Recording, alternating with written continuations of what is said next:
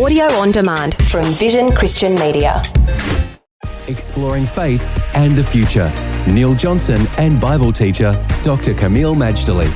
It's been a little bit of a roller coaster ride as we've been dissecting this challenging topic of the culture wars, the progressives and the conservatives. Let's talk today, Camille, about what some of the great thinkers, not only of our time, but of history, have said about some of the challenging issues to do with this culture war. You've got a number that you've picked up. Yes, I have a few what I call quotable quotes. It doesn't necessarily mean I agree or fully understand every quote. I think I understand for the most part. But they're food for thought.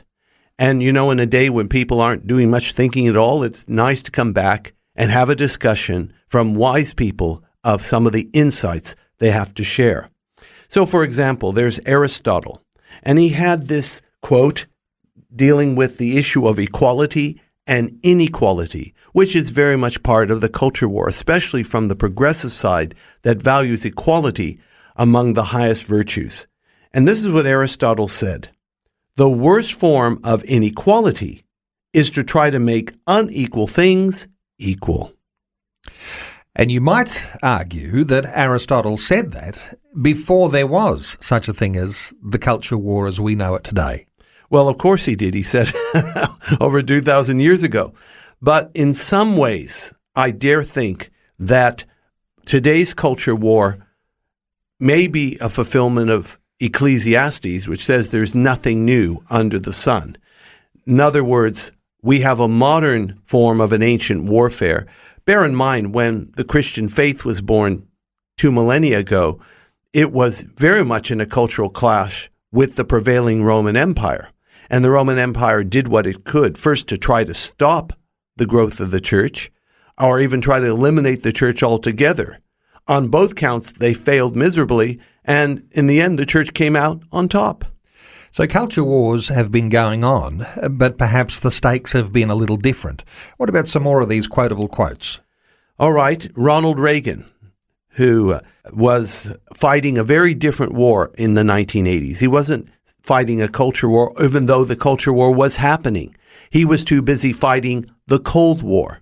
So Mr. Reagan was a Cold War president. But this is what he had to say about deficits. "We don't have $1 trillion debt because we haven't taxed enough. We have $1 trillion debt because we spend too much."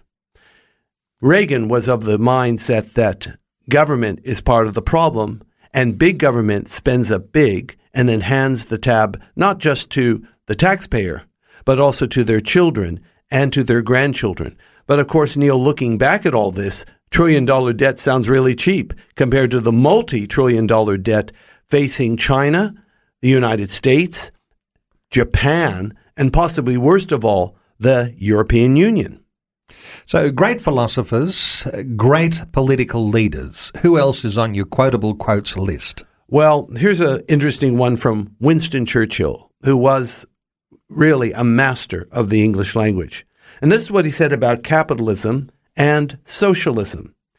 "The inherent vice of capitalism is the unequal sharing of blessings. The inherent virtue of socialism is the equal sharing of miseries." Well, those things do tend to identify some of the challenges, and as we've been talking about, the contrasts of progressives and conservatives today. One more, Camille. Margaret Thatcher once said, "The problem with socialism is that eventually you run out of other people's money."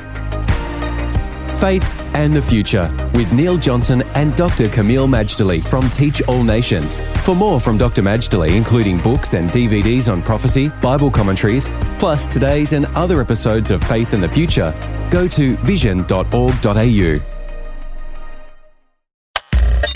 Thanks for taking time to listen to this audio on demand from Vision Christian Media. To find out more about us, go to vision.org.au.